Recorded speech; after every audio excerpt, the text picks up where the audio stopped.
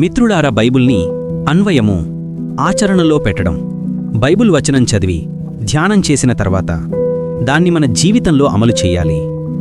ఇది నా ప్రవర్తనలో, నా మాటల్లో, నా నిర్ణయాలలో ఎలా ఉపయోగపడుతుంది అని మనం ఆలోచించాలి. దేవుని వాక్యం కేవలం వినడం మాత్రమే కాకుండా ఆచరించడం కూడా ముఖ్యమని యాకోబు 1:22 చెబుతుంది. ఉదాహరణ, ఎఫెసీయులకు 4:32. మీరు ఒకరినొకరు క్షమించుకొనుడి, దేవుడు క్రీస్తునందు మిమ్ములను క్షమించిన ప్రకారము.